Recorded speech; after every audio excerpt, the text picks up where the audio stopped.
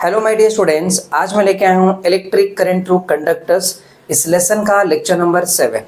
आज के लेक्चर में स्पेसिफिक रेजिस्टेंस यानी रेजिस्टिविटी इस टॉपिक को कवर करेंगे और साथ में variation of resistance with temperature इस टॉपिक को भी कवर करेंगे। ठीक है, तो चलो शुरू करते हैं। सबसे पहला हमें ये पता है कि रेजिस्टेंस क्या होता है, इसके बारे में इससे पहले के लेक्चर में हम देख चुके हैं, राइट। तो आज हमारा टॉपिक क्या है? Specific resistance. स्पेसिफिक रेजिस्टेंस या इसी टॉपिक को कहते हैं रेजिस्टिविटी, कहते हैं रेजिस्टिविटी। ठीक है, और ये क्या है इसको समझेंगे। देखो, रेजिस्टेंस क्या था, आपको पता है कि यहाँ पर एक कंडक्टर होता था, है ना। यहाँ एक कंडक्टर है समझो, और इस कंडक्टर के अंदर क्या है, बहुत सारे एटम्स है। कंडक्टर मतलब क्या, ये वायर है जिसके थ्रू करंट फ्लो होने वाला है। तो अब ये वायर बहुत सारे एटम से बनी हुई रहेगी, तो इसके अंदर यहाँ पर बहुत सारे एटम्स प्रेजेंट हैं इस तरफ। ठीक है, ये बहुत सारे एटम्स। अब हम क्या कर रहे थे, यहाँ से बैटरी से कनेक्शन कर रहे थे, स्विच लगा दे रहे थे। तो यहाँ जो इलेक्ट्रॉन्स है वो सब एक ही यूनि डायरेक्शन में मूव करके जा रहे थे, इस तरफ मूव करके ऐसा जा रहे थे। अब एग्जाम्पल के लिए समझ लो कि यहाँ देखो, इधर एक कंडक्टर लिया है मैंने और यहाँ पर भी कंडक्टर ले रहा हूँ, इधर भी मैंने कंडक्टर लिया और इधर भी मैंने बैटरी कनेक्शन कर दिया और ये स्विच लगा लिया। ठीक है, पॉजिटिव नेगेटिव। ये समझो कि वही मटेरियल है, मटेरियल चेंज नहीं हुआ है। मतलब अगर ये कॉपर का है समझो, तो ये भी क्या है, कॉपर का ही है। ऐसा नहीं कि दोनों वायर अलग अलग है, नहीं, दोनों सेम मटेरियल के वायर है। अभी बस इतना है कि इसका लेंथ और इसके लेंथ में फ़र्क है। इसका लेंथ छोटा है और इसका लेंथ बड़ा है। जितना वोल्टेज की बैटरी हमने यहाँ पर कनेक्शन करके रखा है, उतनी वोल्टेज की बैटरी यहाँ कनेक्शन करके रखे है। अब इसके अंदर भी क्या होंगे, बहुत सारे एटम्स रहेंगे। यहाँ पर इस तरह बहुत सारे एटम्स प्रेजेंट है। ठीक है, बैटरी कनेक्शन कर दिया तो सारे इलेक्ट्रॉन्स मूव करते हुए एक यूनि डायरेक्शन में इस तरफ जाते रहेंगे, ऐसे जाते रहेंगे। अब ज़रा सोचो, करंट को जब यहाँ से यहाँ पर फ्लो कराएंगे, यानी कि इलेक्ट्रॉन्स इधर से लेके इधर जाता रहेगा, तो बीच में बहुत सारे एटम से क्या करेगा, वो कोलाइड करेगा, यानी कि टकराएगा। टकराते हुए अंदर से ड्रिफ्ट कर कर वो इधर तक आ जाएगा, मतलब करंट बन जाएगा। सेम केस यहाँ पर भी वैसा ही होगा। इलेक्ट्रॉन्स यहाँ से मूव करके इधर आएंगे, बीच में बहुत सारे एटम्स है, उन सब से क्या करेंगे, टकराएंगे, कोलाइड करेगा। अब ज़रा सोचो, हमने सेम वोल्टेज की बैटरी कनेक्शन कर दिया है, सेम मटेरियल की वायर है, बस फ़र्क इतना है कि इसका जो लेंथ है ना, ये लेंथ और ये वाले लेंथ में फ़र्क है। ये लेंथ छोटा है और ये लेंथ बड़ा है। तो ज़रा देखो, अगर इलेक्ट्रॉन यहाँ से यहाँ जाएंगे तो इधर से लेके इतना दूर ट्रैवल करनी पड़ेगी, बीच में बहुत सारे एटम से वो टकराएंगे, मतलब कोलाइड होगा। टकराएंगे मतलब अपोजिशन होगा, अपोजिशन मतलब रेजिस्टेंस, यानी कि इधर से इधर तक जाने तक कुछ ना कुछ रुकावटें आएगी, अपोजिशन होगा। यहाँ से यहाँ तक इलेक्ट्रॉन जाएंगे तो इधर भी रुकावटें आएगी, अपोजिशन होगा। ज़रा सोचो, इधर से इधर तक जाने के लिए जो रुकावटें आएंगी वो अपोजिशन, और यहाँ से यहाँ तक जाने वाले अपोजिशन में ज़्यादा अपोजिशन यहाँ होगा, क्योंकि इलेक्ट्रॉन को इधर से लेके इधर तक जाना पड़ेगा, तो इतनी लंबी डिस्टेंस ट्रैवल करनी पड़ेगी और बीच में इतने सारे एटम से कोलाइड होते होते होते जाना पड़ेगा। मतलब ज़्यादा रेजिस्टेंस, ज़्यादा ऑपोजिशन, ज़्यादा रुकावटें इसमें होगा। यानी कि जितनी बड़ी लेंथ होगी उतना ज़्यादा रेजिस्टेंस होगा, ये हम समझ गए। इसका मतलब resistance is directly proportional to the length of the current, भाई sorry, length of the conductor. यानी कंडक्टर का जितना बड़ा लेंथ होगा उतना ज़्यादा रेजिस्टेंस होगी। मतलब कंडक्टर का लेंथ जितना ज़्यादा बड़ा रहेगा उतनी ज़्यादा रुकावटें आएगी, ये इसका मतलब हो गया। क्लियर है? चलो सोचो, अभी हम क्या करते हैं, एक काम करते, ऐसे ही कंडक्टर में यहाँ निकाल लेता हूँ, सेम लेंथ क्या जितना इसका लेंथ है ना उतना ही इसका लेंथ होगा, सेम लेंथ वाले। बस अब फ़र्क क्या है, मैं एक काम करता हूँ, इसको छोटा साइज का बना देता हूँ ऐसे। ठीक है, इस तरह बना दिया और अब वही बैटरी कनेक्शन कर देता हूँ और वही स्विच, सब कुछ वही कर दिया पुराना वाला। अब ज़रा देखो, यहाँ इनके अंदर तो एटम्स रहेंगे ही रहेंगे, इस तरह तो एटम्स प्रेजेंट रहेंगे। अब इलेक्ट्रॉन तो यहाँ जाने वाले हैं, तो सारे इलेक्ट्रॉन्स मूव करते हुए यहाँ तो आएंगे, इधर भी कोलिजन होगा। हम करंट का फॉर्मूला क्या पढ़े थे, जितना ज़्यादा चार्जेस यहाँ से बाहर पास होंगे, चार्जेस अपॉन 1 सेकेंड का टाइम हम 1 सेकेंड का कंसिडर कर रहे थे, एम्पियर जब यूनिट लेंगे तो, राइट। तो charge upon time is the electric current. अब देखो इसका लेंथ सेम है, मतलब ये L लेंथ है तो ये भी L लेंथ था, इन दोनों में फर्क था, ये L है ये L डैश ले लिया क्योंकि इन दोनों का लेंथ अलग अलग था। अब इनका लेंथ सेम है, बस यहाँ का एरिया बड़ा है और यहाँ का एरिया छोटा है। अब ये क्रॉस सेक्शन एरिया कैसा निकालते हैं, ये सर्कुलर समझ के सेंटर से लेके यहाँ तक रेडियस होता है, तो यहाँ का area of this circular cross section pi r square होता है।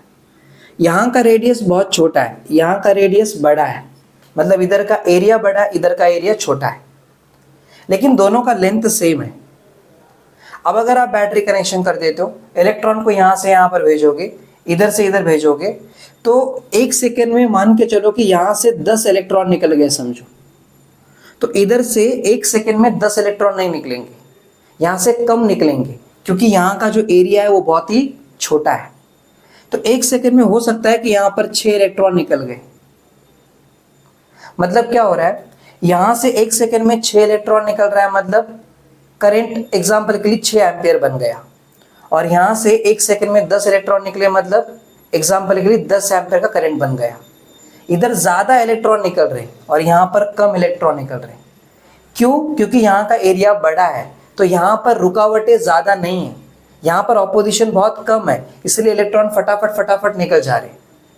और इधर यहाँ का एरिया छोटा है, तो यहाँ से इलेक्ट्रॉन जल्दी बाहर निकल नहीं पा रहे, यहाँ पर बहुत ज़्यादा रुकावटें आ रही है, बहुत ज़्यादा ऑपोजिशन हो रहा है, जिसकी वजह से इलेक्ट्रॉन बाहर जल्दी निकल नहीं पा रहे, है ना। तो यहाँ पर ज़्यादा रेजिस्टेंस हो रही है और यहाँ पर कम रेजिस्टेंस।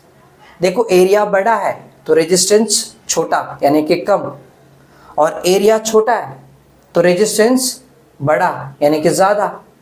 तो यहाँ पर क्या हो रहा है, इनवर्स प्रोपोर्शन हो गया। एरिया अगर बड़ा है तो रेजिस्टेंस क्या हो रहा है, छोटा है, और अगर एरिया छोटा हो गया तो रेजिस्टेंस बड़ा है। यहाँ पर छोटे एरिया में ज़्यादा रेजिस्टेंस, बड़े एरिया में कम रेजिस्टेंस, मतलब कम रुकावटें, और यहाँ पर ज़्यादा रुकावटें। तो हम यहाँ क्या समझे, resistance is inversely proportional to the area of the cross section area of the conductor. ठीक है, ये हो गया। अब देखो यहाँ पर दोनों जगह पे प्रोपोर्शनलिटी सिंबल है, तो R प्रोपोर्शनल, यहाँ क्या है ये लेंथ, और दूसरा क्या है 1/a, मतलब इसको इन जनरल कैसा लिख लेंगे, यहाँ L/a लिखेंगे। प्रोपोर्शनलिटी सिंबल हट जाना चाहिए, एक कांस्टेंट आना चाहिए, एक कांस्टेंट आता है रो, इस सिंबल का नाम है रो, और बाजू में L/a हो गया। ये जो रो है ये क्या है, ये कांस्टेंट ऑफ प्रोपोर्शनलिटी है, कांस्टेंट ऑफ प्रोपोर्शनैलिटी मतलब प्रोपोर्शनलिटी सिंबल निकलकर वो कांस्टेंट आया है। इन्हें कहते हैं which is called specific resistance, इसी को कहते हैं स्पेसिफिक रेजिस्टेंस। ठीक है, या फिर इसे वो क्या कहते हैं, रेजिस्टिविटी। जो हमारा टॉपिक का नाम है वो ये है रेजिस्टिविटी। आई थिंक आपको समझ में आ गया, क्लियर है, ये है रेजिस्टिविटी। तो जरा इसके यूनिट वगैरह देख लेते हैं, इसको निकाल लेते हैं।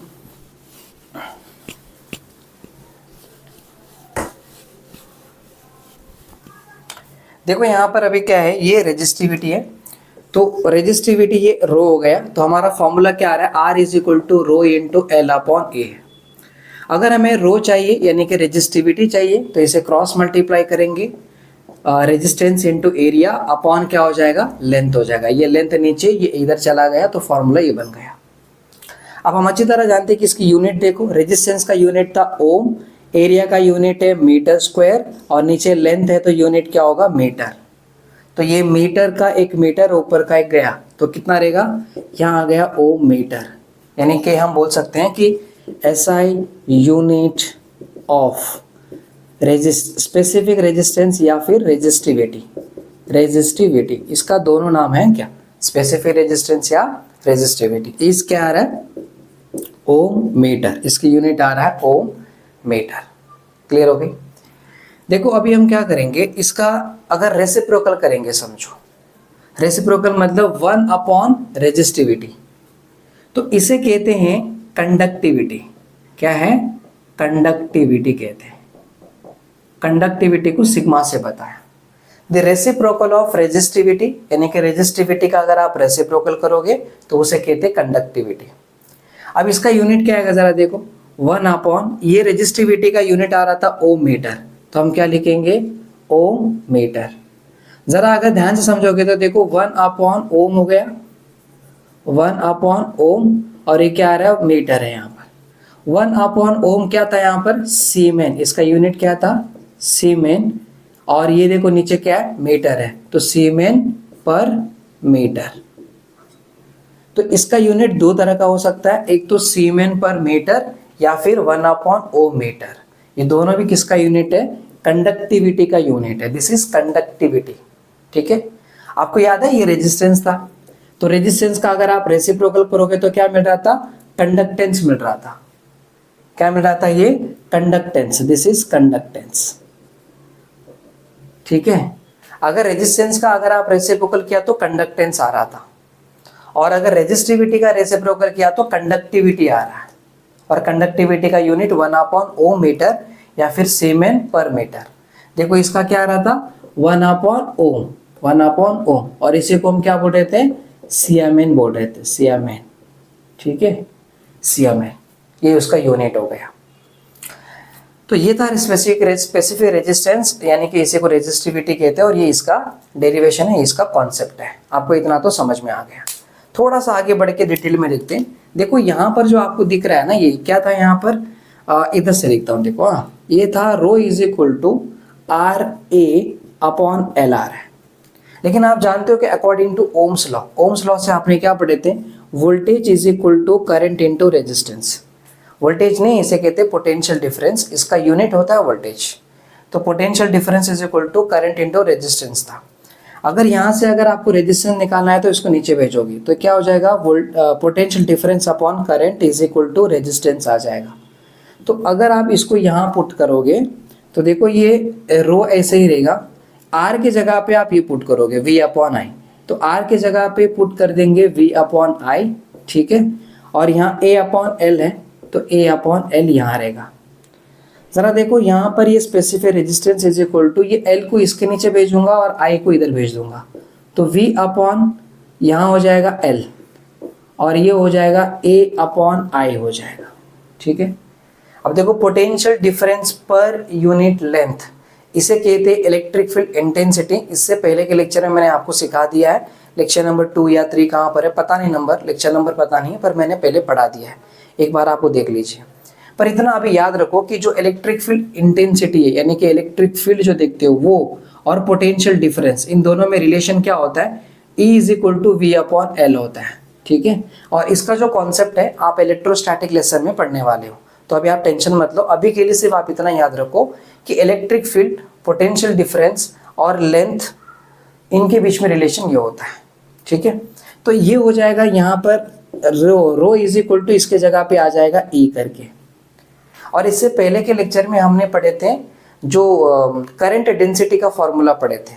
करंट डेंसिटी का फॉर्मूला क्या था? J इज इक्वल टू कितना करंट पास हो रहा है पर क्रॉस सेक्शन एरिया। मतलब हमने ये देखा था कि अगर कोई कंडक्टर होता है, समझो ऐसे कोई कंडक्टर है, तो यहाँ से कितना करंट पास हो रहा है, करंट I अपॉन यहाँ का एरिया कितना है, area A, that is current density J करके पढ़े थे। तो देखो यहाँ पर अगर ये J is equal to formula I upon A होता है, अगर इसका कुछ नहीं मतलब नीचे 1 होगा, इसका उल्टा करूंगा तो क्या होगा, 1 upon J is equal to A upon I हो जाएगा, है कि नहीं? ऐसे फॉर्मूला बन जाएगा। तो जरा देखो यहाँ पर A अपॉन I दिख रहा है, A अपॉन I की जगह पे क्या लिखोगे, 1 अपॉन J लिख दोगे, तो यहाँ बनेगा 1 अपॉन J हो जाएगा। तो फाइनली आपको यहाँ क्या मिलेगा, specific density is equal to E upon J आ रहा है। ये फॉर्मूला बन गया यहाँ पर, है कि नहीं? अभी देखो ये जो आप पढ़ रहे हो ना, ये ऑलरेडी इससे पहले के लेक्चर में भी हमने बताया है, बट अभी थोड़ा ये टॉपिक स्पेशली है तो यहाँ पर थोड़ा डिस्कशन करके इधर ये कॉन्सेप्ट क्लियर कर रहे हैं। तो ये वाला फॉर्मूला यहाँ बन गया। अब अगर आप यहाँ से E का यानी कि इलेक्ट्रिक फील्ड का फॉर्मूला निकालोगे तो इसे क्रॉस मल्टीप्लाई करोगे, रो इंटू जे आ जाएगा।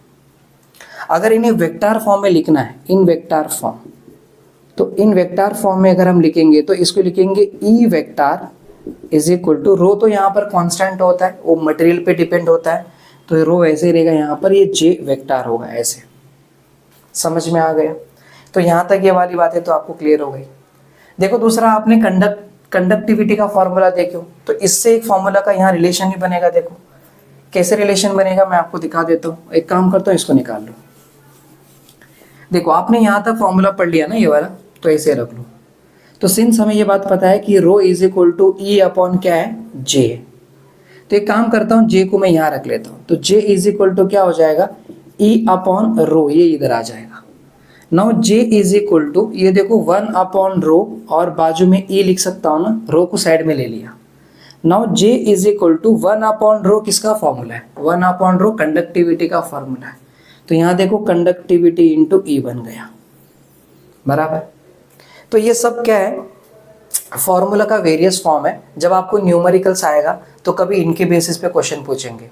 अब सोचो ऐसा कोई क्वेश्चन आ रहा है जहाँ पर आपको कंडक्टिविटी दे दिया है और आपको करंट डेंसिटी भी दे दिया है, और आपको कह रहे कि इलेक्ट्रिक फील्ड इंटेंसिटी निकालो, तो फिर आपको ई निकालना पड़ेगा, है ना। अब कुछ ऐसे क्वेश्चन दिया है जहाँ पर आपको ये बोला है कि इलेक्ट्रिक फील्ड इंटेंसिटी दिया है और ये करंट डेंसिटी दिया है, और आपको स्पेसिफिक रेजिस्टेंस निकालने के लिए कह रहे हैं। तो ये सब क्या है, फॉर्मूला का वेरियस फॉर्म है, अलग अलग फॉर्म है, बस आपको सारा कॉन्सेप्ट पता रहना चाहिए।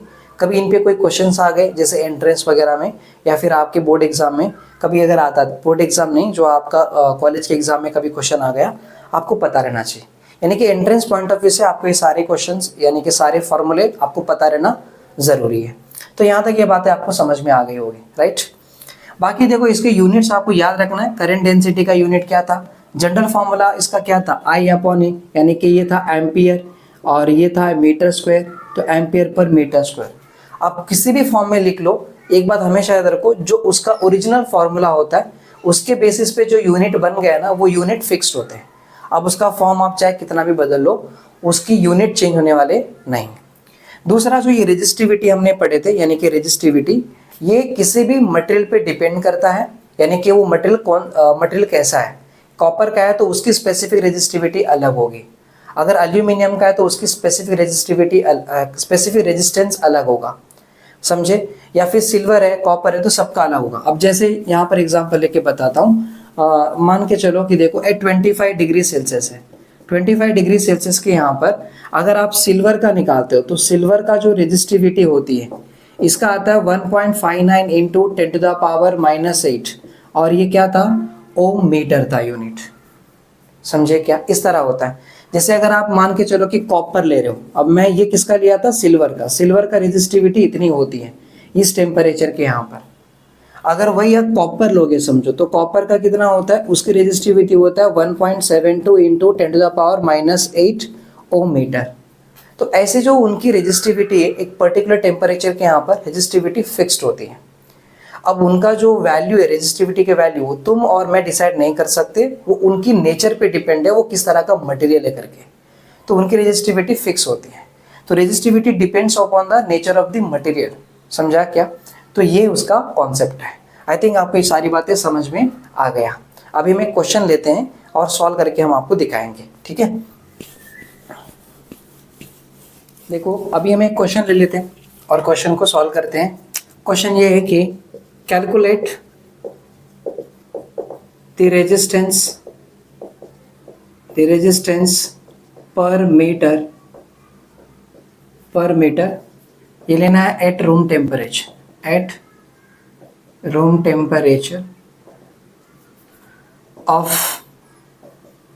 Of a constantan, that is ये अलॉय है, constantan wire of a diameter 1.25 millimetre, ठीक है। और ये दिया है कि its resistivity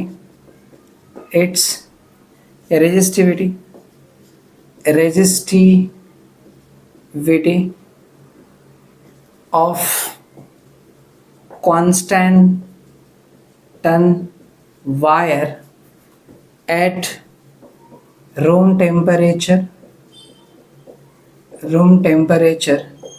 is 5.0 into 10 to the power minus 7 ohm metre. मतलब एक कांस्टेंट एंड वायर है जो कि एक्चुअली बाकी मटेरियल का मिक्सचर है वो। तो उस वायर का डायमीटर दे के रखा है, हमें इतना दे के रखा है 1.25 मिलीमीटर, और उसकी स्पेसिफिक रेजिस्टेंस उसी को कहते हैं रेजिस्टिविटी, और वो हमें इतना दे के रखा है। मान के चलो कि अगर मैंने ये कांस्टेंट एंड वायर ले लिया समझो, ठीक है, ये कंडक्टर है यानी कि ये वायर है। अब इसका जो क्रॉस सेक्शन एरिया वो ये है। अब एरिया में देखो यहाँ से लेके यहाँ तक ये रेडियस हो गया, इधर से लेके इधर तक ये रेडियस हो गया, तो कंप्लीटली क्या हो जाएगा, डायमीटर हो जाएगा। कंप्लीट डायमीटर हमें दे के रखा है, कितना दिया है 1.25 मिलीमीटर दे के रखा है। आगे हमें रेडियस चाहिए, तो इसका मतलब क्या होगा, रेडियस हमेशा डायमीटर का आधा होता है, क्योंकि डायमीटर जो होता है वो रेडियस का दुगुना होता है ना। तो हमें क्या करना है, अगर हमें 2 इधर करेंगे तो रेडियस हमें मिल जाएगा। तो जो जो गिवन में दिया है वो सारी बातें लिख लेते हैं। देखो यहाँ से मैं शुरू कर लेता हूँ, गिवन में क्या क्या दे के रखा है हमें। गिवन में उन्होंने दे के रखा है कि डायमीटर दे के रखा है, डायमीटर है 1.25 मिलीमीटर। तो 1.25 मिली मतलब 10 to the power minus 3 होता है, बाजू का मीटर है तो मीटर। अभी देखो रेडियस चाहिए तो क्या करोगे, डायमीटर का आधा करोगे, तो radius is equal to diameter है 1.25 into 10 to the power minus 3 upon नीचे 2। तो इसको सॉल्व करेंगे तो रेडियस आ जाएगा, यहाँ पर देखो 0.26 12 होता है, 2 2 4 2 5 10, और ये आ गया 10 to the power minus 3 metre हो गया। अब देखो ये r इज इक्वल टू, इसको अगर वहाँ शिफ्ट करेंगे तो इधर आएगा, इधर आएगा, इधर आएगा, मतलब 3 बार शिफ्ट करता हूँ। ठीक, यहाँ पर 1 2 3 मतलब ये जाएगा 3 बार, तो यहाँ पर 625 into 10 to the power minus 3 पहले से ही है, 3 बार शिफ्ट किया इसलिए 10 to the power minus 3 हो गया। मतलब समझा क्या, ये कैसा है, यहाँ पर देखो 0.625 10 to the power minus 3 है ना। तो एक बार आप यहाँ शिफ्ट करोगे, फिर दोबारा, फिर 3 बार, मतलब 3 बार शिफ्ट किया तो 10 to the power कितना -3 आ जाएगा। तो 625 हो जाएगा, ये -3 कितना 10 to the power -6 हो जाएगा। तो फाइनली यहाँ पर r इज इक्वल टू क्या होने वाला है, 625 into 10 to the power -6 metre हो गया।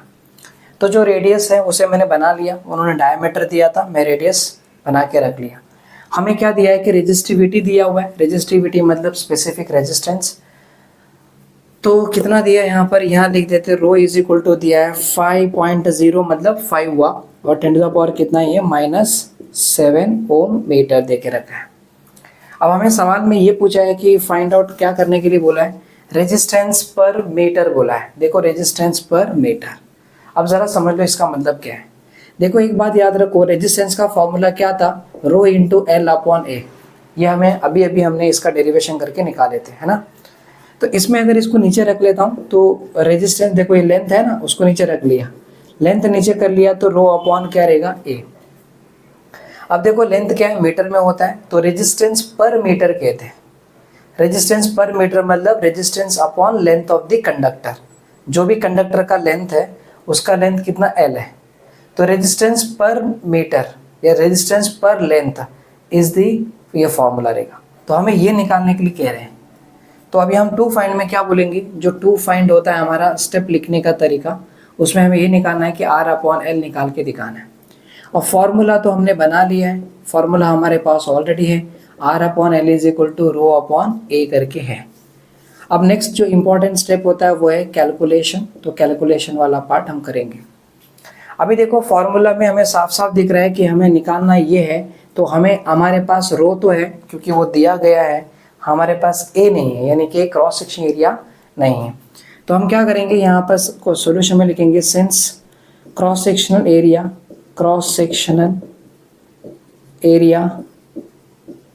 ऑफ कंडक्टर क्या है, A is equal to pi R square होता है।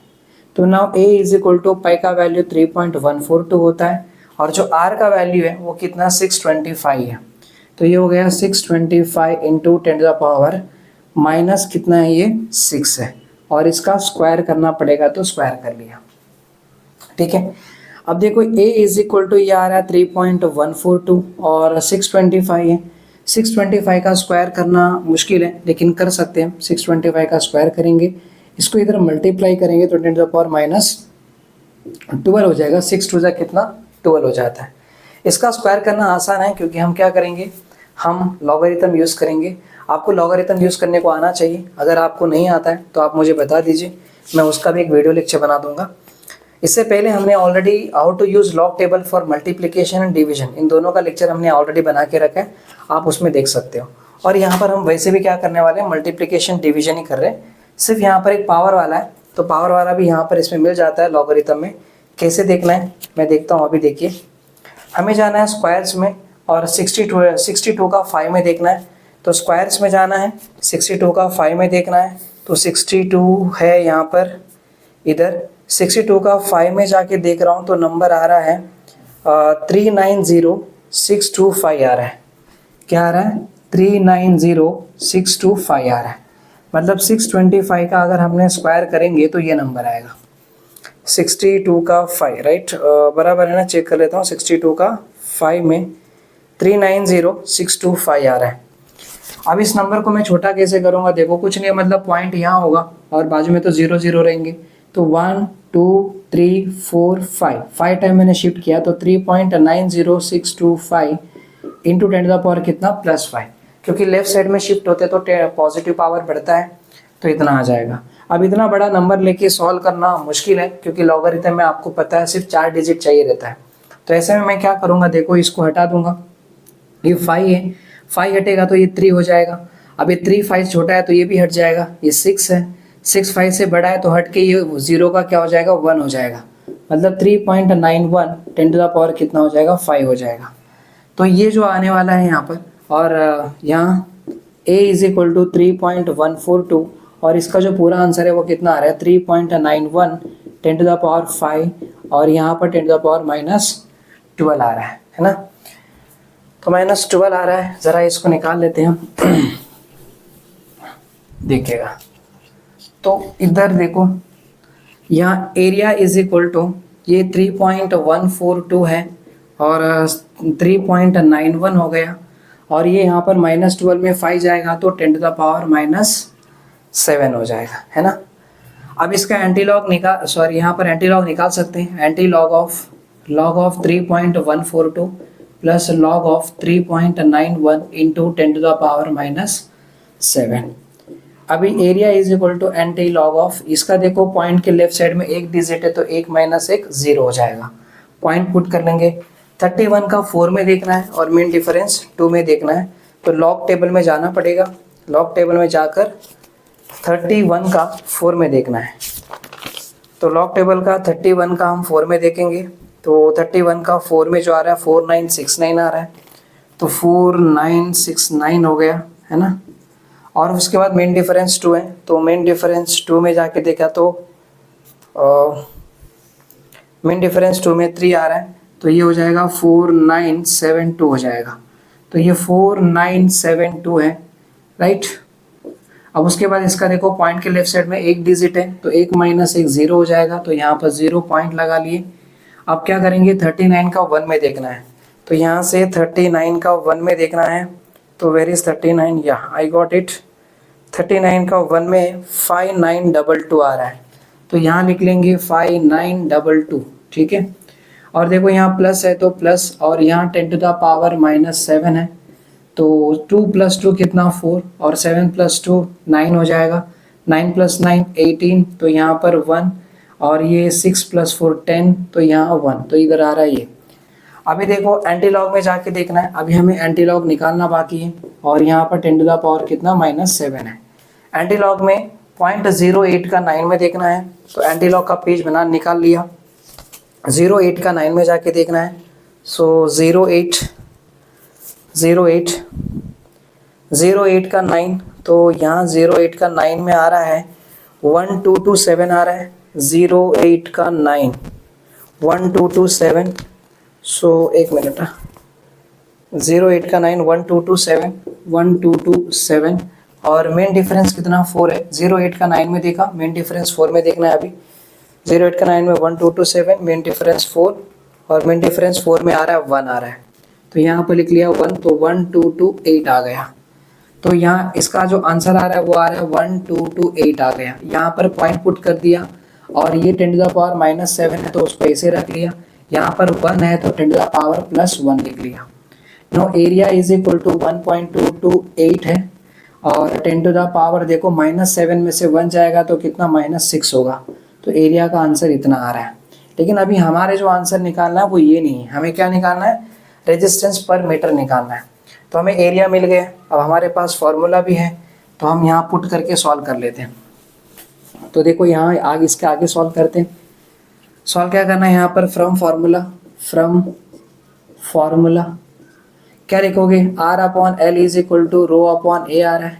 तो R/L इज इक्वल टू रो का वैल्यू कितना है 5.0 इंटू 10⁻⁻7 मतलब 5 हो गया है ना, इतना रहेगा।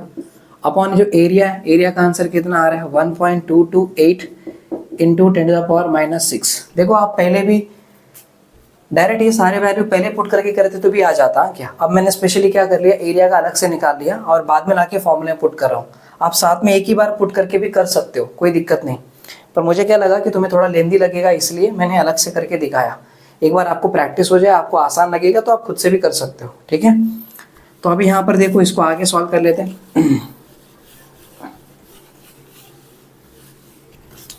ना इसके आगे बढ़ते हैं। यहाँ R/L ये आ रहा है 5/1.228। अब ऊपर 10⁻⁻7 है, ये ऊपर जाएगा तो कितना होगा 10⁻+6 हो जाएगा। 5/1.228 और 10 कितना हो जाएगा -1 हो जाएगा। -7 में से 6 जाएगा तो -1। अब यहाँ एंटी लॉग है और ये log of 5 minus log of 1.228 10 कितना -1। नाउ एंटी लॉग ऑफ, देखो यहाँ पर ये पॉइंट कुछ नहीं मतलब 0.0 होगा, 5 है मतलब 5.0, तो पॉइंट के लेफ्ट साइड में 1 डिजिट है तो 1 - 1 कितना हो जाएगा 0, तो यहाँ पर 0। और आपको क्या करना है अभी 50 का 0 में देखना है। तो 50 का 0 में जाके देखेंगे लॉगरिथम में 50 का 0 में 50 का 0 6990 आ रहा है तो 6990 हो जाएगा। अभी देखो यहाँ पर ये पॉइंट के लेफ्ट साइड में 1 डिजिट है, 1 - 1 हो गया 0, तो यहाँ पर 0 पॉइंट पुट कर लो।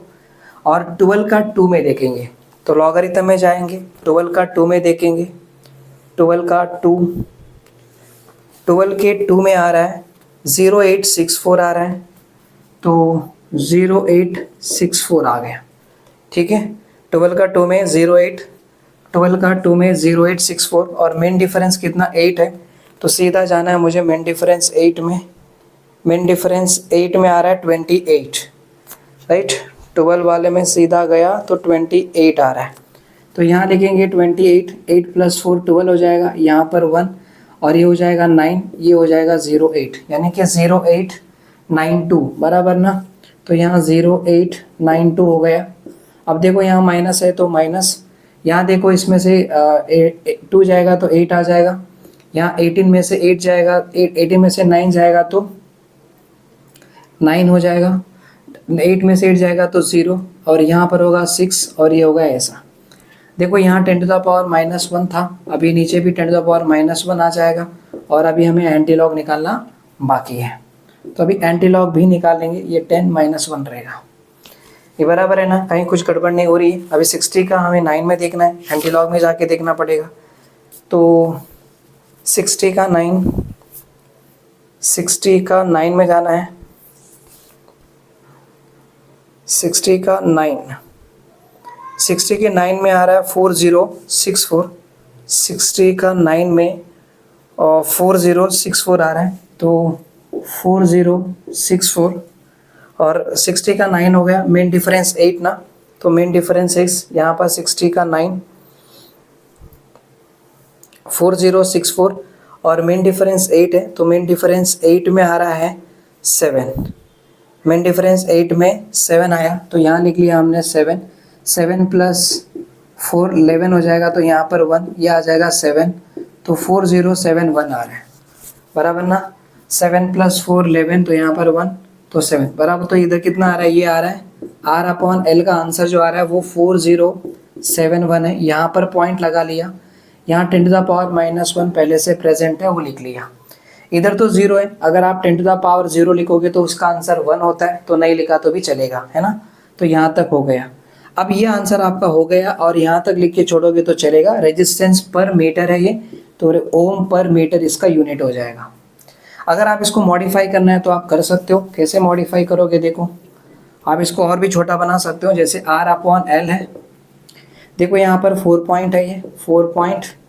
अब ये 1 जाएगा, ये 7 है, 7 को हटाओगे तो इधर 1 हो जाएगा, क्योंकि 7 5 से बड़ा है, तो 5 से बड़ा है तो उसको हटाने के बाद यहाँ पर ये 1 हो जाएगा, तो ये 1 हो जाएगा और ओम पर मीटर इसका यूनिट हो जाएगा। सॉरी, बाजू में 10 टू द पावर -1 है, तो 10 टू द पावर -1 ओम पर मीटर।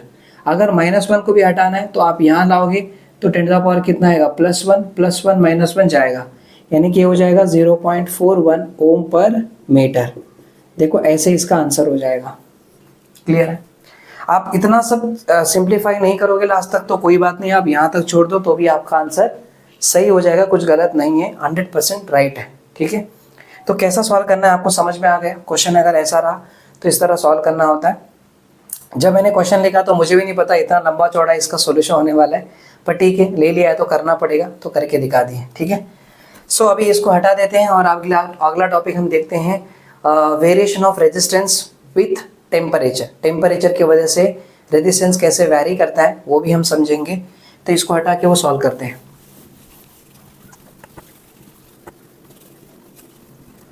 देखो अभी हम देखते हैं, हमारा काम ये है कि रेजिस्टेंस वेरिएशन कैसा होता है वो देखना है, तो वो देख लेते हैं। तो यहाँ पर देखो टॉपिक का नाम है वेरिएशन ऑफ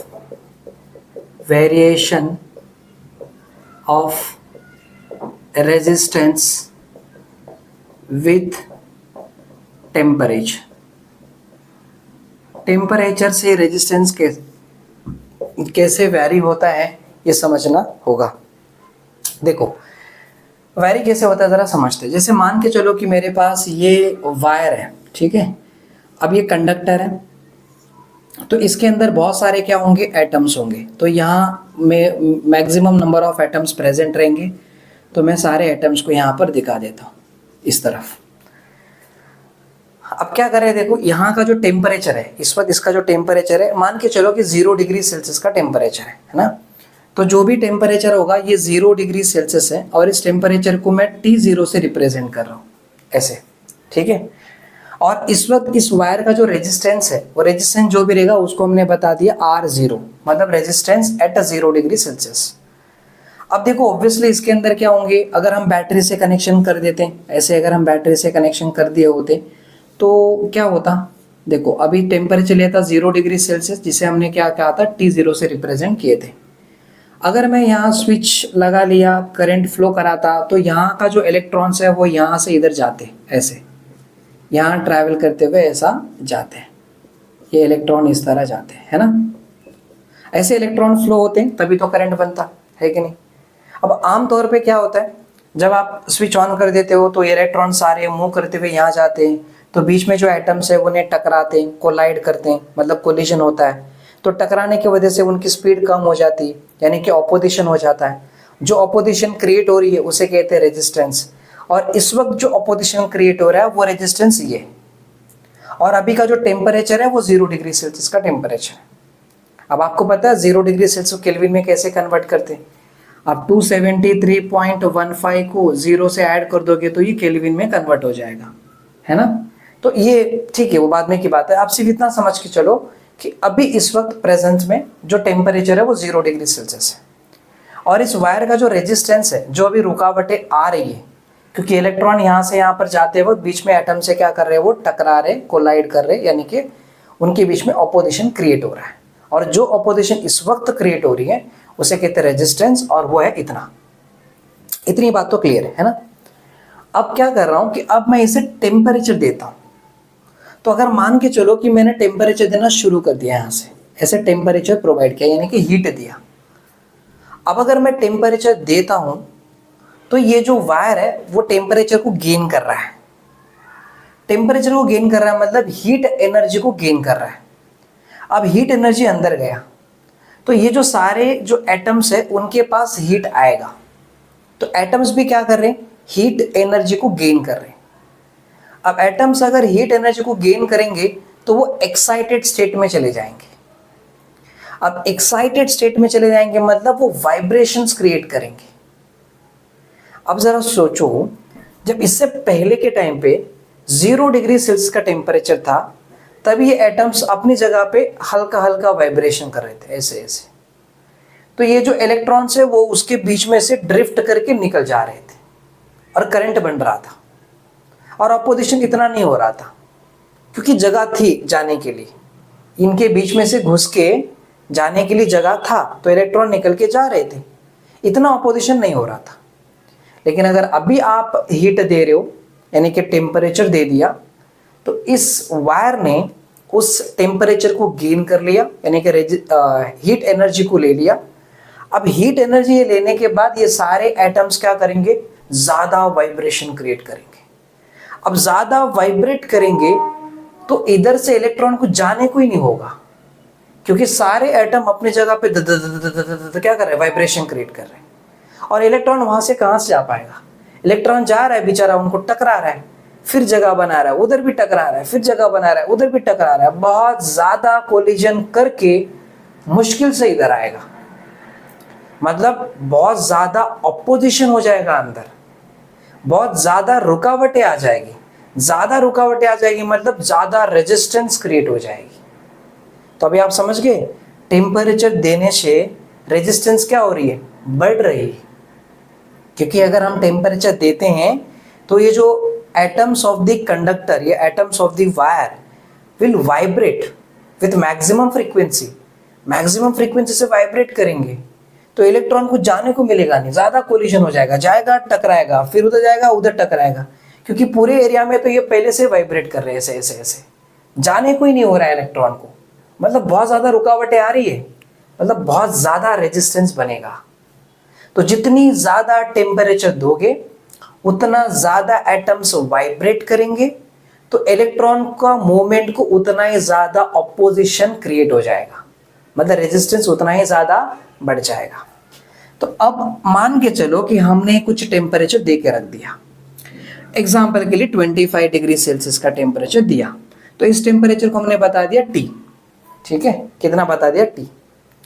अब 0 से लेके 25 डिग्री सेल्सियस का टेम्परेचर यानी कि टेम्परेचर इंक्रीज हो गया, तो अंदर जो रेजिस्टेंस है वो भी क्या होगा, वो भी इंक्रीज हो जाएगा, है ना, वो भी इंक्रीज हो गया। चलो एग्जाम्पल के लिए पहले का जो रेजिस्टेंस था वो 10 ओम था समझो, मैं जस्ट एग्जाम्पल ले रहा हूँ क्या। अब मैं इतना टेम्परेचर दे दिया तो जो इसका अंदर का रेजिस्टेंस है वो सीधा बढ़ के 60 ओम हो गया समझो। तो रेजिस्टेंस कितनी हो गई अभी, 60 ओम। ठीक है, तो इस रेजिस्टेंस को मैं ऐसे RT से दिखा दूंगा कि एट टेम्परेचर T के पास रेजिस्टेंस इतना है, एट 0 डिग्री सेल्सियस के टेम्परेचर के पास रेजिस्टेंस इतना है। तो देखो रेजिस्टेंस इधर से लेके इतना बढ़ गया, जब टेम्परेचर बढ़ गया तो रेजिस्टेंस भी बढ़ गया। समझ में आ रही है मेरी बात। अब सोचो, अब रेजिस्टेंस कितनी इंक्रीज हुई बताओ, इंक्रीज इन रेजिस्टेंस कैसे बताओगे आप, इंक्रीज इन रेजिस्टेंस, रेजिस्टेंस में इंक्रीज हुई है, कितना हुई है भाई साहब, RT माइनस R0, ये माइनस ये करो, 60 माइनस 10 करो, कितना 50 ओम का रेजिस्टेंस इंक्रीज हो गया है। कितना टेम्परेचर इंक्रीज किया देखो, इंक्रीज इन टेम्परेचर कैसा, T माइनस T नॉट, यही बोलोगे ना, यानी कि 25 degree Celsius minus 0 degree Celsius, that means 25 degree Celsius. समझ में आ रही है मेरी बात। ठीक है, मतलब इतना टेम्परेचर इंक्रीज करने से इतनी रेजिस्टेंस इंक्रीज हो गई है, कितना, यहाँ पर 60 माइनस 10 यानी कि 50 ओम का इंक्रीज हो गई। समझ में आ रही है मेरी बात। एक बात समझो जरा ध्यान से जरा इमेजिन करो, समझो। देखो पहले से इसका रेजिस्टेंस कितना था, 10 ओम था, है ना। अब मैंने 25 डिग्री सेल्सियस का टेम्परेचर इंक्रीज कर दिया तो इसका रेजिस्टेंस सीधा कितना बढ़ गया, 50 ओम का बढ़ गया। अब सोचो पहले से ही ये, अब इसका मतलब क्या हो रहा है, 10 ओम का मतलब यहाँ पर जो एटम्स होंगे वो 10 एटम्स होंगे, लेट से वो वाइब्रेट कर रहे होंगे, तो कुछ तो अपोजिशन क्रिएट हो रहा होगा। पहले से इतना अपोजिशन था तो इतना बढ़ गया, अगर पहले ही ज्यादा होता तो इंक्रीज भी ज्यादा हो जाता। आप समझ रहे हो? आप एग्जाम्पल लेके समझो, मैं एग्जाम्पल लेके समझाता हूँ। जैसे मान लो कि क्लास में बहुत सारे स्टूडेंट्स हैं, ठीक है, तो उसमें एक स्टूडेंट है ए स्टूडेंट और एक है बी स्टूडेंट। अब ए स्टूडेंट है ना, काफी स्मार्ट बच्चा है ना, ये ज्यादा स्मार्ट है, ठीक है, और ये इतना स्मार्ट नहीं है, ये एक एवरेज स्टूडेंट है, ये एक एवरेज स्टूडेंट है। अब मान लो कि मैं इन दोनों को सिखा रहा हूं, मैं इन दोनों को सिखा रहा हूं। अब मैं जो नॉलेज दे रहा हूं ना, मैं जो नॉलेज दे रहा हूं वो बुक का कंटेंट दिया, मैंने कॉन्सेप्ट समझाया, तो मैंने एक कॉन्सेप्ट को इन दोनों के पास कराया, इधर और इधर, क्योंकि मैं लेक्चर में सिखा रहा हूं तो दोनों बच्चे पढ़ने वाले, तो दोनों भी सीखेंगे। लेकिन सोचो ये पहले से ही स्मार्ट है, तो जो मेरा कॉन्सेप्ट है उसका ज्यादा परसेंटेज ग्रैब कर लेगा ये, और ये पहले से कमजोर है तो ये कम ग्रैब करेगा ना, मतलब कम कॉन्सेप्ट को ये गेन करेगा। क्लियर है? तो जो इसमें इंक्रीज दिखने वाली है वो कम होगी, इसमें जो इंक्रीज होने वाली है वो ज्यादा होगी। आप समझ रहे हो? तो पहले से ही अगर इसका रेजिस्टेंस ज्यादा होता तो इंक्रीज इन रेजिस्टेंस ज्यादा हो जाता। पहले से इसका रेजिस्टेंस कम है तो इंक्रीज इन रेजिस्टेंस भी क्या होगा? कम होगा। जैसे इसका एग्जांपल देखो, ये पहले से स्मार्ट है, मैंने दोनों को सेम नॉलेज दिया है, इसको और इसको दोनों को सेम दिया है, ठीक है, लेकिन इसने ज्यादा गेन किया और इसने कम गेन किया, क्योंकि पहले से ये ज्यादा स्मार्ट है और ये पहले से कम स्मार्ट है। कम स्मार्ट है तो कम गेन करेगा, ज्यादा स्मार्ट है तो ज्यादा गेन करेगा। समझ में आ रही? वैसा ही यहां पर। क्लियर हो रही मेरी बात को? तो अब हम क्या समझे इस कहानी से? एक बात समझ में आ गया कि भाई इंक्रीज इन रेजिस्टेंस जो होता है वो डायरेक्टली प्रोपोर्शनल होगा ओरिजिनल रेजिस्टेंस को। ओरिजिनल में ही ज्यादा रेजिस्टेंस होगा तो इंक्रीज ज्यादा होगा, ओरिजिनल में ही कम रेजिस्टेंस होगा तो इंक्रीज भी कम होगा। तो हम ये बोल सकते हैं कि increase in resistance that is RT minus R0, ये इंक्रीज इन रेजिस्टेंस है, is directly proportional to the original resistance। समझ में आ गया? This is directly proportional to this। अगर ये पहले से ज्यादा होता तो इंक्रीज भी ज्यादा, ये पहले से कम है तो इंक्रीज भी कम, मतलब डायरेक्ट प्रोपोर्शनल। बराबर हो गया? दूसरी बात देखो, इंक्रीज इन टेम्परेचर कितना है? 25 डिग्री सेल्सियस। सोचो कि मैं 25 डिग्री सेल्सियस का टेम्परेचर इंक्रीज करने से रेजिस्टेंस में कितना इंक्रीज हुआ है? 50 ओम का इंक्रीज हुआ है। अगर मैं 25 की जगह पे अगर 30 डिग्री सेल्सियस का टेम्परेचर दिया होता तो और ज्यादा इंक्रीज हो जाता, और ज्यादा वाइब्रेशन हो जाता अंदर, तो और ज्यादा रुकावटें आ जाती है कि नहीं? यहाँ पर मतलब ज्यादा टेम्परेचर दिया होता तो एकदम ज्यादा रेजिस्टेंस इंक्रीज हो जाता। टेम्परेचर मैंने 25 दिया है इसलिए इतना इंक्रीज हुआ है। अगर 25 से ज्यादा टेम्परेचर दिया होता तो अंदर का जो एटम्स वो ज्यादा वाइब्रेशन करते और ज्यादा इलेक्ट्रॉन को रुकावटें क्रिएट कर देते, तो ज्यादा रेजिस्टेंस बन जाता। इसका मतलब एक बात समझा कि इंक्रीज इन रेजिस्टेंस जो है, इंक्रीज इन रेजिस्टेंस वो डायरेक्टली प्रोपोर्शनल टू क्या है? Increase in temperature. Increase in temperature को डायरेक्टली प्रोपोर्शनल है। ये बात समझ में आ गई ना? बस अभी आपका कॉन्सेप्ट क्लियर। अब देखो क्या करना है कि देखो प्रोपोर्शनल सिंबल तो दोनों के लिए है। अब ये R0 है और ये कौन है? T माइनस T नॉट यानी कि T0। देखो रूल्स के अकॉर्डिंग प्रोपोर्शनलिटी सिंबल निकालना होता है और एक कांस्टेंट को पुट करनी होती है। तो हमने क्या किया?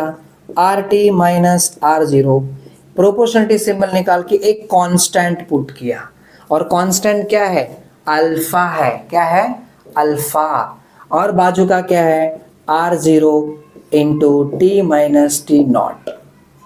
ये जो अल्फा है इसे कहते हैं constant of proportionality which is called, इन्हें कहते हैं कोई temperature coefficient of resistance. Temperature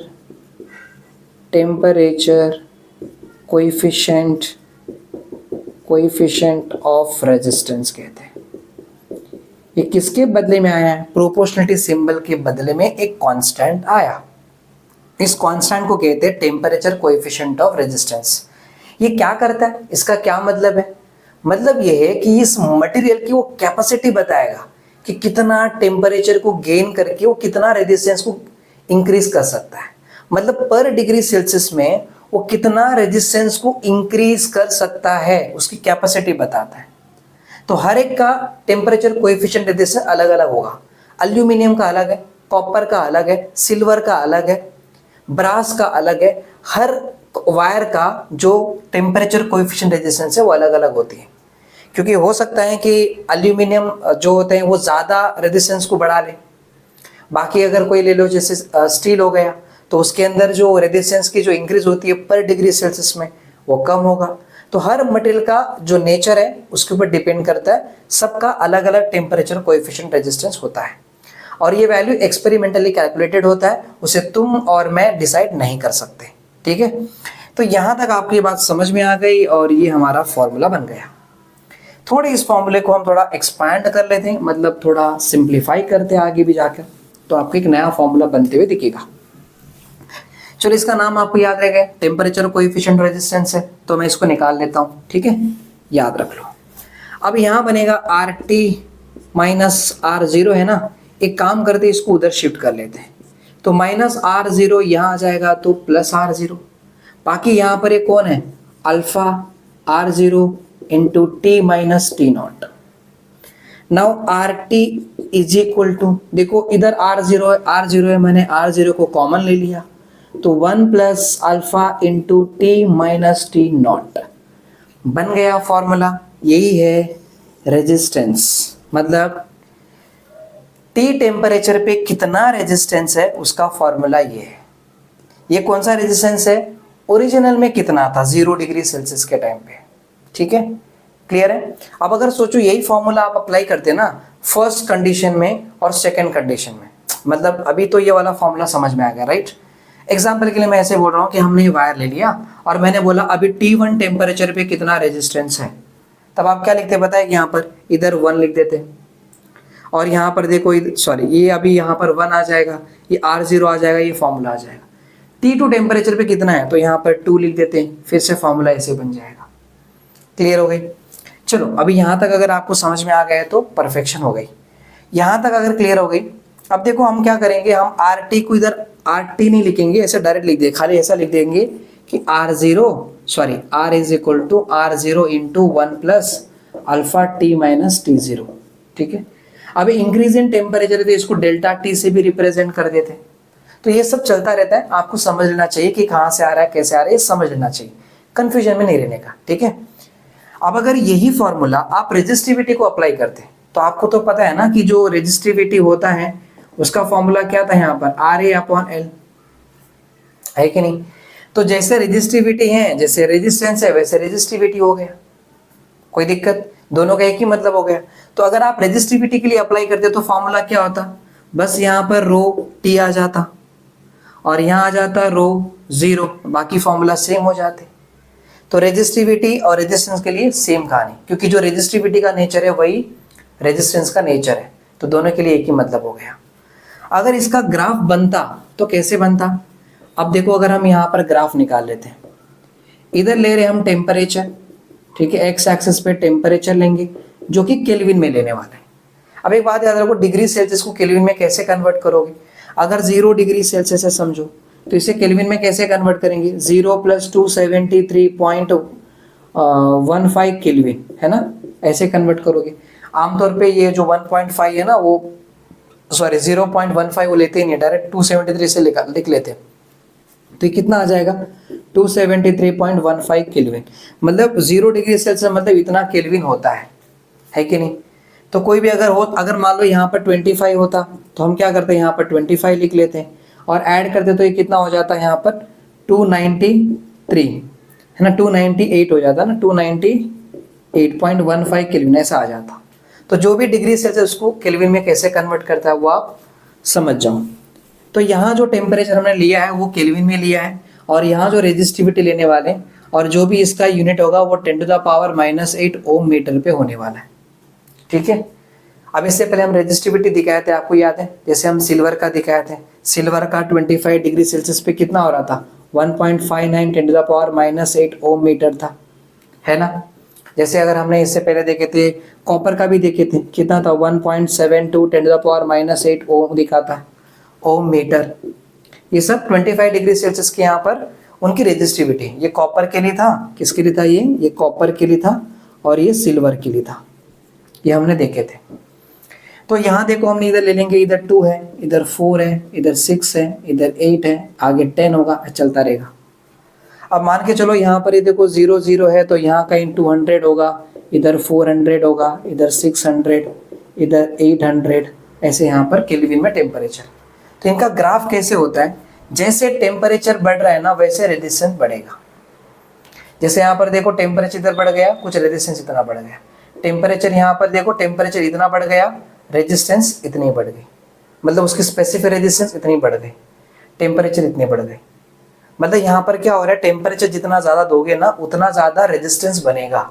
resistance मतलब क्या, ऑपोजिशन, ज़्यादा एटम्स वाइब्रेट हो रहे, इलेक्ट्रॉन जा ही नहीं पाएंगे उधर, बीच में अटकते रहेंगे, टकराते रहेंगे, वहीं पर रहेंगे, बहुत मुश्किल से जाना पड़ेगा, मतलब ऑपोजिशन ज़्यादा हो जाएगा। तो ये ग्राफ से देखे समझोगे। इस ग्राफ से क्या समझ में आ रहा है कि जो रेजिस्टिविटी और टेम्परेचर है उनके बीच में जो ग्राफ है वो लीनियर ग्राफ है, मतलब स्ट्रेट लाइन में ऐसे जा रहा है, ये भी इंक्रीज वो भी इंक्रीज, इधर इंक्रीज इधर इंक्रीज, ऐसा बढ़ रहा है। देखो यहाँ पर इतना इंक्रीज हो गया, इतना इंक्रीज हो गया, इधर इतना इंक्रीज हो गया, ये इधर इतना इंक्रीज हो गया, इधर इतनी इंक्रीज इधर इतनी इंक्रीज, समझ में आ रही है। ऐसे यहाँ पर इधर इतनी इंक्रीज तो इधर इतनी इंक्रीज, क्लियर हो गई। तो ये इसका कॉन्सेप्ट है, आपको आई थिंक कॉन्सेप्ट समझ में आ गया, ठीक है। तो अब हम क्या करेंगे, एक क्वेश्चन लेंगे और एक क्वेश्चन सॉल्व करेंगे ताकि तुम्हारा कॉन्सेप्ट जरा और भी क्रिस्टल क्लियर हो जाए, है ना। तो इसको निकाल लेता हूं मैं।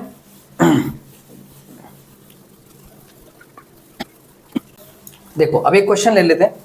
क्वेश्चन है कि यहाँ पर piece of platinum wire of resistance 2.5 ohm at 0 degree Celsius, ठीक है। नेक्स्ट, इफ इट्स टेम्परेचर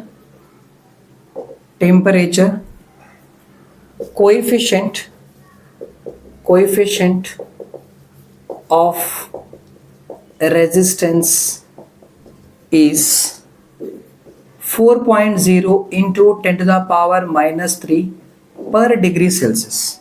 अब आपको मुझे ये बताना था कि देखो इससे पहले हमने पढ़े थे ना, मैं आपको ये नहीं बताया ना कि यहाँ पर इसका आंसर क्या था।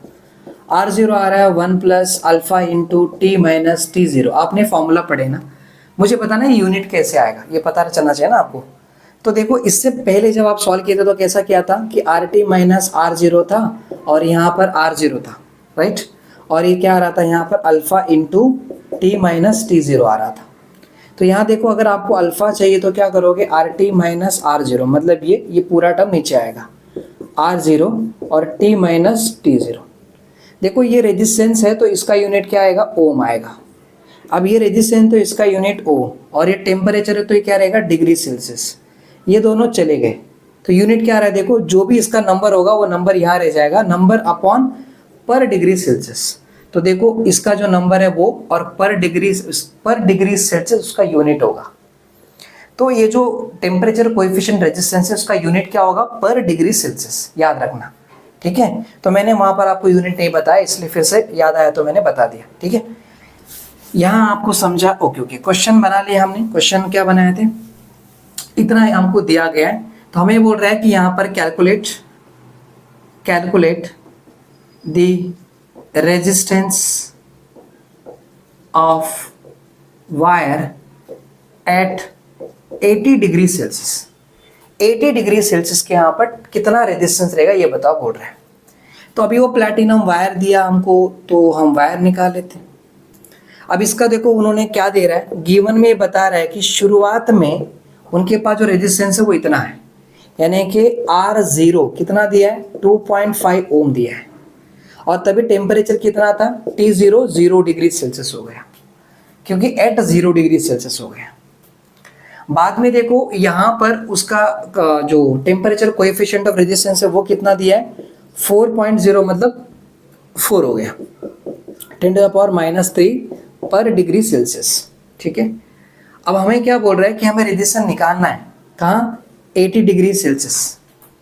80 डिग्री सेल्सियस के यहाँ पर क्या करना है, हमें रेजिस्टेंस निकालना है।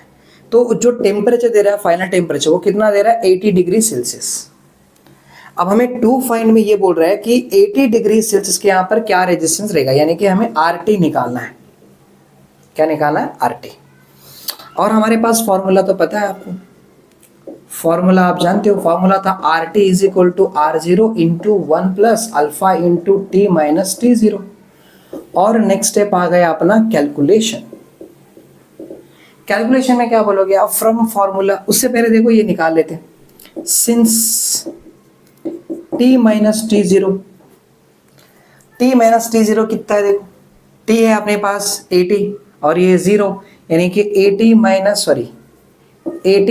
0 कितना आ जाएगा? 80 आ गया। तो 80 डिग्री सेल्सियस ये हो गया।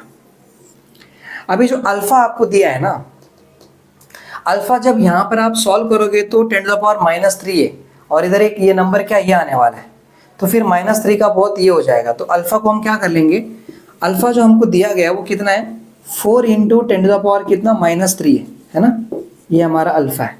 कुछ नहीं, मतलब पॉइंट यहाँ पर है ना, इधर 0 है बराबर, बाजू में यहाँ पर 0 0 ही तो रहते हैं।